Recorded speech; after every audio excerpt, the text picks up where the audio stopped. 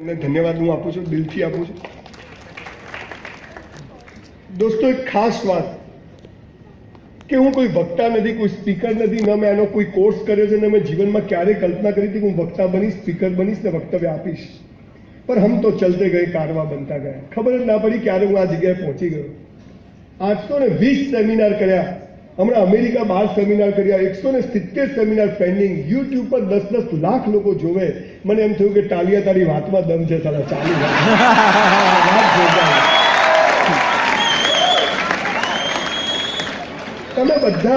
તમે બધા જ એક વિચાર લઈને આવ્યા હશો કે સંજય રાવલ શું વાત કરશે. તમે ઘણી મોટી સમાજે મને જવાબદારી આપી દીધી છે. તાળીઓ સાંભળવી, લોકો જોડે ફોટા પડાવવા, લોકો પગે લાગે, લોકો મળે એટલે આમ થોડો અહમ આવી જાય કે યસ બરાબર. પણ એ બહુ મોટી જવાબદારી, અને હું જવાબદારીનું વહન કરવા માટે આ કામ કરી રહ્યો છું. મારી કોઈ औकात નથી કે હું દુનિયાને બદલી શકું, પણ મારી એટલી ચોક્કસ તાકાત છે કે જે માણસ મને 2 કલાક મળે ને એને તો હું 100% બદલી કાઢું છું. એટલી ઈશ્વરની તાકાત.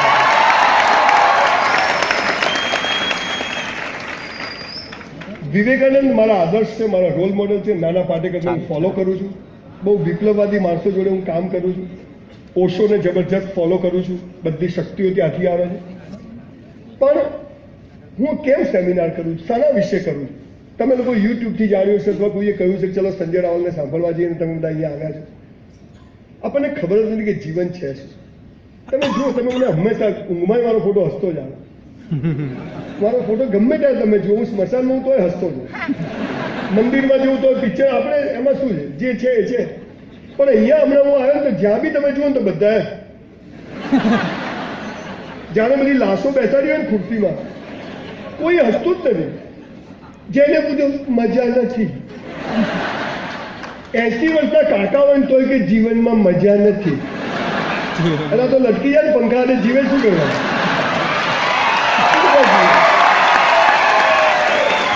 જેને જુઓ સમાજમાં 2 કરોડની ઓડી ગાડી લઈને જતો હોય ને તોય જીવનમાં મજા નથી. અને પેલો રિક્ષાવાળો બેહી જાય. તમે ઓડીને રિક્ષા બદલો તો ખબર જ ના પડે ઓડી કોની રિક્ષા કોની. કલેક્ટર હોય, ડીએસપી હોય, પોલીસ વાળો હોય, પ્રોફેસર હોય, શિક્ષક હોય, કરોડપતિઓ, રોડ, કોઈને જીવનમાં મજા નહીં. એનું કારણ શું છે? મુસ્લિમો હસતા ના હોય, હિન્દુઓ ના હસતા હોય, પટેલો ના હસતા હોય, ક્રિશ્ચન તો સમજી શકાય, પણ સમગ્ર મનુષ્ય જાત દિવેલ પીધેલી ફરે. એનો મતલબ કે કોઈ પાયાની બુનિયાદી ભૂલો આપણે બધા જ કરીએ. આ પાયાની બુનિયાદી ભૂલો શું છે? મને ખબર પડી કે મારો દાવો નથી, પણ હું તમને મારી વાત શેર કરવા આવ્યો છું. અત્યારે જેટલા મિત્રો વિડીયો ઉતારતા હોય ને તમે મને એન્જોય કરો. મારા યુટ્યુબ પર વિડીયો મફત છે, ઘરથી બોલાવશો તો મફત આવીશ. એન્જોય કરો. બધા તાજમહેલ જોવા જાય તો મોબાઈલમાં જેટલા તાજમહેલ જોઈ લે એ ક્યાંય નહીં જાય, અને પાછો અહીંયા આવશે ને. આ તાજમહેલ છે, જોઈ લો. આજે જિંદગી અદભુત છે, લાઈફ ઇઝ સો બ્યુટીફુલ, પણ કોઈ કહેતું નથી. 300 ધર્મ અને 3000 સંપ્રદાયો આપણા દિમાગની પથારી ફેરવી નાખી. બાકીનું રહેલું કામ એજ્યુકેશન સિસ્ટમે પૂરું કર્યું.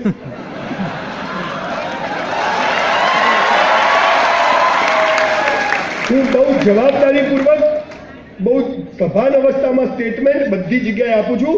આપણી ગુજરાતની, આપણી ભારતની એજ્યુકેશન સિસ્ટમ બોગસ છે, થર્ડ ક્લાસ છે, બંધ કરી દેવાની છે. એનું કારણ છે આપણે સ્કૂલ કોલેજો, તમને ખબર છે દિવેલ પીધેલા કેમ ફરીએ છીએ? આપણે સ્કૂલ કોલેજમાં શું કરીએ છીએ?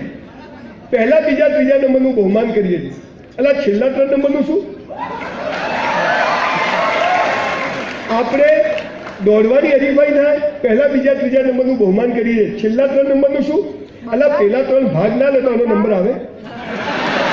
અલા આ છે તો છે, એકલા ક્યાં દોડે? આપણી સ્કૂલ કોલેજો આપણને અહેસાસ કરાવે છે કે તું ડોબો છે, તું નકામો છે.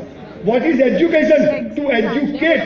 ભીતરની શક્તિને બહાર લાવે, ધેટ ઇઝ કોલ્ડ એજ્યુકેશન. આ તો દબાવે, બેહી જાવ કે નહીં બેવું. આખી વાત આપણે અભ્યાસક્રમમાંથી કાઢી નાખી. અંગ્રેજો બહુ હોશિયાર હતા, 5 વિષય દાખલ કરી ગયા: ગણિત, વિજ્ઞાન, ભૂગોળ, ઢેકણું, પૂછડું. ભણવાનું જ નહીં. મારા બાપા ઔરંગઝેબ ભણ્યા, મારે ઔરંગઝેબ ભણવાનું, મારો છોકરો ઔરંગઝેબ ભણ્યો. પૃથ્વી ગોળ હતી, ગોળ હતી, ગોળ હતી. હવે નવું લાવો, હવે કેવું ગોળ. સાલા સ્કૂલ કોલેજોમાં જે ભણાવે ને એ જીવનમાં કામ નહીં આવે, અને જીવનમાં જે કામ આવશે ને સાલા સ્કૂલોમાં ભણાવે.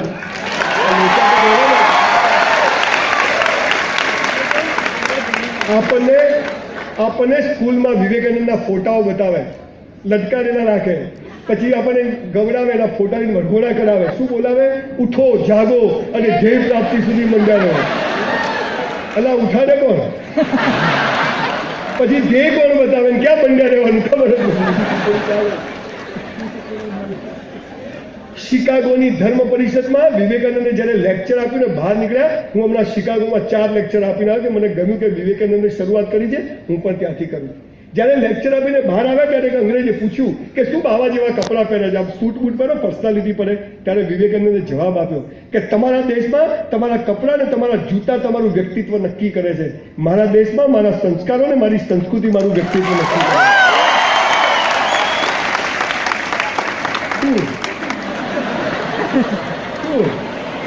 સારું બોલ્યા, મસ્ત બોલ્યા. સ્કૂલ કોલેજોની બહાર પાનના ગલ્લા ઉપર આજના યુવાનોને જ્યારે જોઉં છું, 3 બટન ખુલ્લા હોય, પાછળીઓ દેખાતી હોય, પહેલી, બીજી, ત્રીજી, આટલે પેન્ટ કર્યો.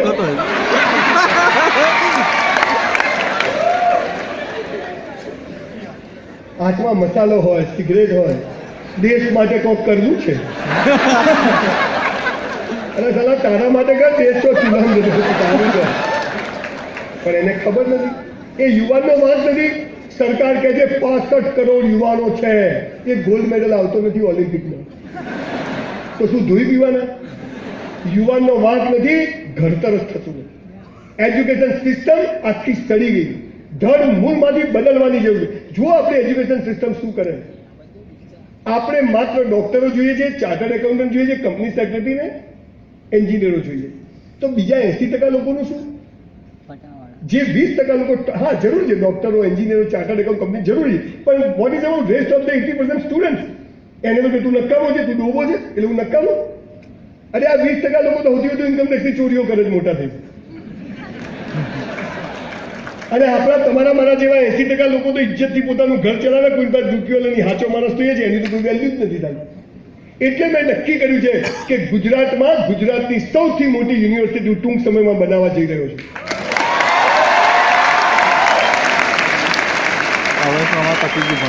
સૌથી મોટું કેમ્પસ, જેમાં 1200 કરોડ રૂપિયાનું ઇન્વેસ્ટમેન્ટ કરીશ. કોઈની પાસે રૂપિયો લેવો નથી, ભીખ માંગવી નથી, ગમે ત્યાંથી લાવીશ.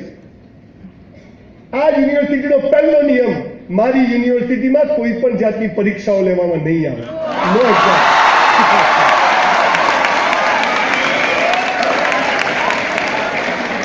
તમે મારી યુનિવર્સિટીમાંથી ભણશો એટલે તમને 4 લીટીનું એક જ કાગળ આપવામાં આવશે કે આ વિદ્યાર્થીએ આ વિષયમાં 10 વર્ષ અભ્યાસ કરેલો છે. બીજો, મારી યુનિવર્સિટીમાં સ્કૂલમાં 3 ટ્રાયલ વાળાને સૌથી પહેલા એડમિશન આપવામાં આવશે, પછી 2 ટ્રાયલ, પછી 1 ટ્રાયલ, 35%, 36%, 40% એડમિશન ક્લોઝ. જોઈએ જ નહીં.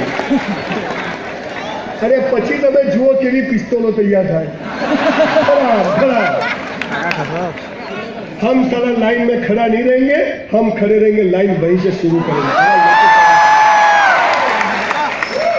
पर આખી એજ્યુકેશન સિસ્ટમે આપણને નોકરો બનાવી દીધા, ગુલામો બનાવી દીધા. હા સાહેબ, જી સાહેબ, જ્યાં સુધી અભ્યાસનો હેતુ માત્ર નોકરીઓ છે ને ત્યાં સુધી નોકરિયાતો જ પેદા થાય, બિઝનેસમેનો પેદા થાય નહીં. આ પાયાની ભૂલો. તમને ખબર છે સાહેબ, તમે જુઓ સરકારો કેટલી ડફો. સવાલ કોંગ્રેસ કે ભાજપનો નથી, નવી બાટલી બધો જૂનો દારૂ જ છે. તમે જુઓ, મેં હમણાં ફિલ્મ બનાવી વિટામિન સી. કોઈ પણ ફિલ્મ બને ને તો સૌથી વધુ પૈસા કોણ કમાય? પ્રોડ્યુસર કમાય. ખબર છે કોણ કમાય? હીરો, ડાયરેક્ટર કશું ના, પ્રોડ્યુસર કમાય. ધારો કે કન્સ્ટ્રક્શનનો બિઝનેસ હોય તો સૌથી વધુ પૈસા કોણ કમાય? બિલ્ડર કમાય. બોલો, બિલ્ડર ને પ્રોડ્યુસરના કોઈ કોર્સ છે? જો આવું છે. તારા જ્યાં સૌથી વધારે રૂપિયા કમાય એનો કોઈ કોર્સ જ નથી. ઉલ્લુ બનાવે છે આપણને. તમે લાઈનોમાં ઉભા રહો, તમે ધક્કે ચડો. જુઓ તમને સ્કૂલમાં કેવું શીખવાડે. તમે હું પછી માઇક પર સભામાં અઠવાડિયામાં એક જ લેક્ચર હોય બોડી બનાવવાનો.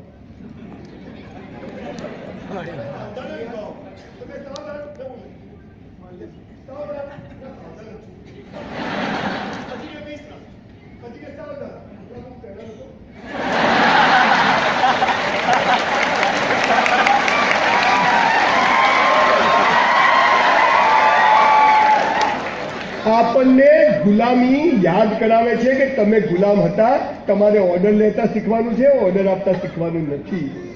સાવધાન, વિશ્રામ, દાય મૂળ, બાય મૂળ. એટલે હું સીધો ઉભો તો તકલીફ છે. અચ્છા, તમે લગ્નમાં સાવધાન વિશ્રામ કરો છો?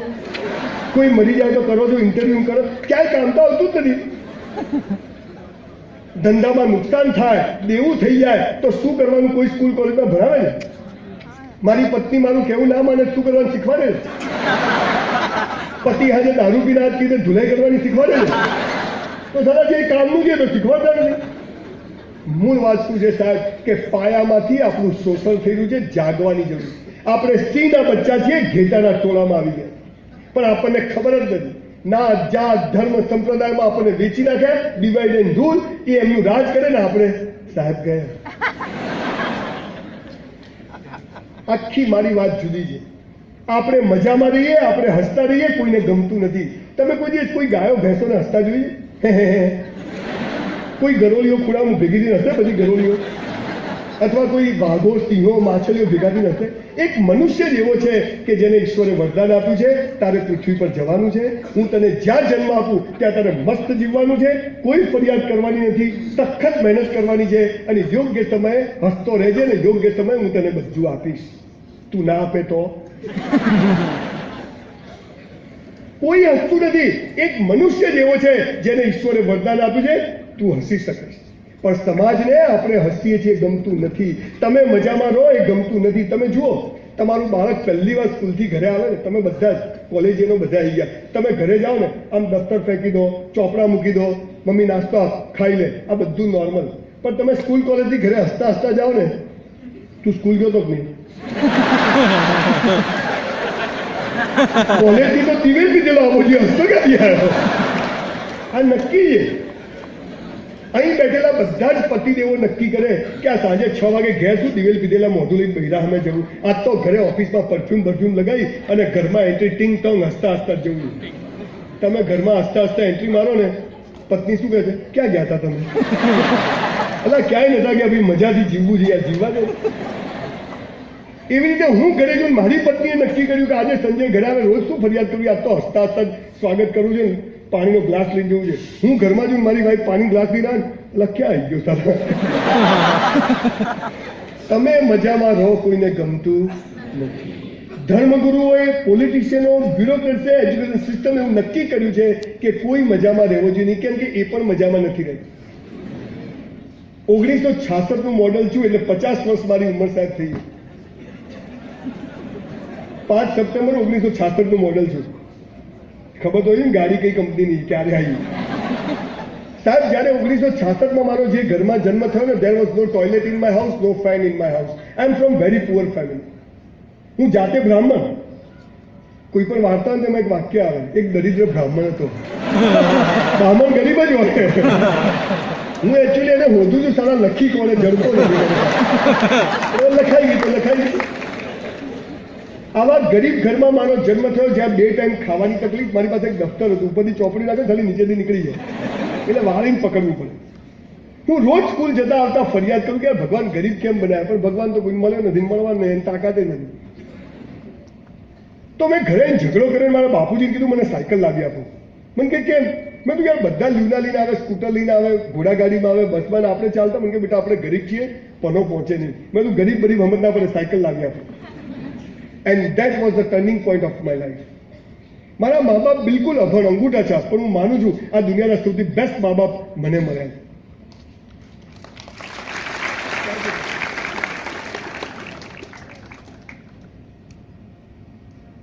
સૌથી બંને અભણ, ટોટલ ઇલિટરેટ.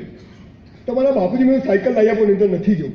અને એ દિવસે મારા બાપુજી જે મને વાત કરી, જેના કારણે હું આજે આખી દુનિયામાં ફરું છું ગુજરાતીઓ વચ્ચે, કે જાગવાની જરૂર છે. Life is so beautiful. મારા બાપુજી શું કહ્યું? સાલા કોઈ કરોડપતિ ત્યાં પેદા થયો તો હું ખાલી વાત હતી, અહીંયા શું કરવા? ધીરુભાઈ અંબાણી ત્યાં જન્મ તો તકલીફ જ નથી, પણ હવે આવી ગયા તો આવી ગયા.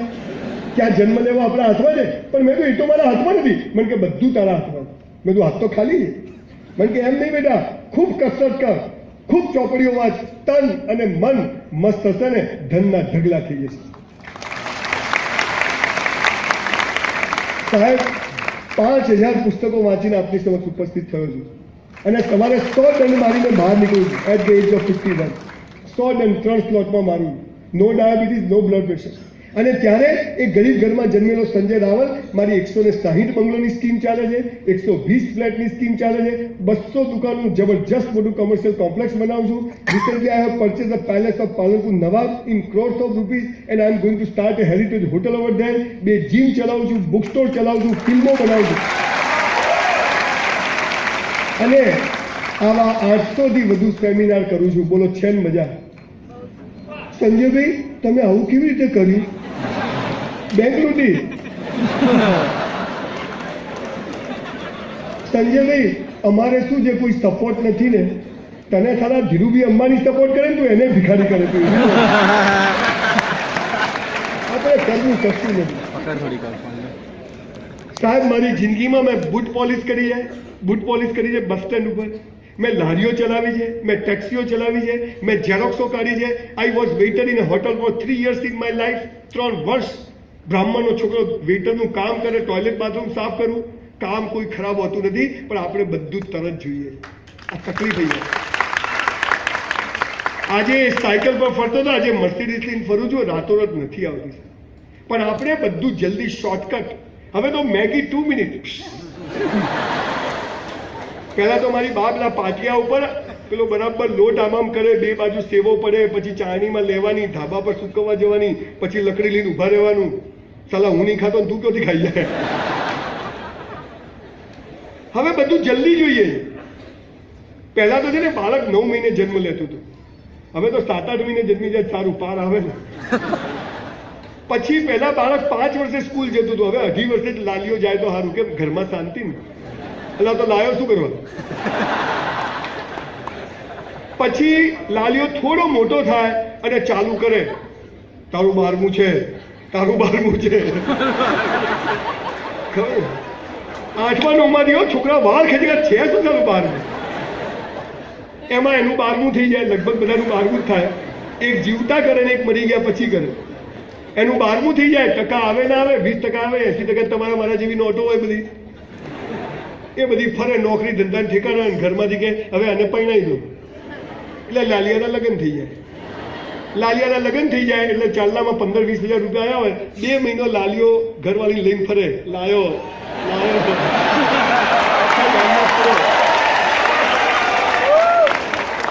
અને પછી પૈસા ખલાસ એટલે પછી મારા જેવાને પૂછે 5000 પડ્યા. ઉધાર લેવાનું ચાલુ.